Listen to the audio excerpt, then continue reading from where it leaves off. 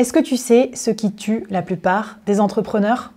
Trop de produits, trop de clients, trop de projets en même temps. La vérité, les solopreneurs qui réussissent font moins mais mieux. Dans cet épisode, je vais te montrer comment faire plus avec moins et comment le minimalisme peut devenir ton super pouvoir en tant que solopreneur. Merci aux super sponsors qui ont rendu ce podcast possible. Super Indep pour ouvrir et gérer ta micro-entreprise et WeMind, la mutuelle des indépendants, des services que j'adore avec le board et que vraiment je vous recommande chaleureusement.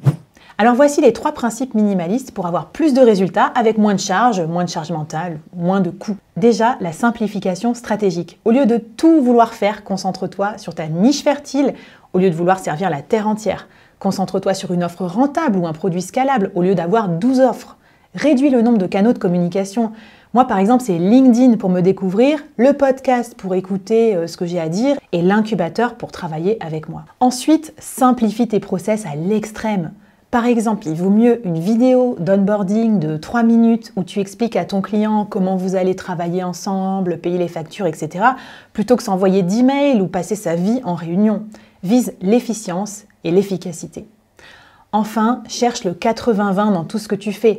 Les 20% de tâches qui t'apportent 80% de résultats. Par exemple, si tu dois déléguer des choses dans ton activité, avant ça, supprime des trucs qui servent à rien et automatise des trucs à des IA. Commence pas à tout déléguer à la terre entière. Ensuite, essaye de pas bosser comme une mule. Mieux vaut bosser, 3 à 4 heures par jour de façon efficace et stratégique que bosser comme un chien. En gros, l'idée, c'est de viser moins mais mieux. Enfin, essaye d'entreprendre de façon sobre. Et je parle pas juste du dry January, Pour une croissance durable, vise une équipe minimaliste. Par exemple, moi, je travaille avec des freelances, mais quand je les mets tous bout à bout, ça représente moins de 20% d'un équivalent temps plein. Donc tu vois que je suis restée très minimaliste, malgré mon business qui est quand même assez conséquent. Choisis bien tes outils ensuite et fais des dépenses réfléchies sur des projets bien définis. N'accepte pas aussi n'importe quoi, accepte juste les clients dans ta cible sur ton produit phare pour essayer de ne pas te disperser et de ne pas exploser en plein vol. Alors, j'arrive à lire dans le cerveau des freelances et des solopreneurs. Tu vas me dire, oui, mais si je fais moins, je vais gagner moins.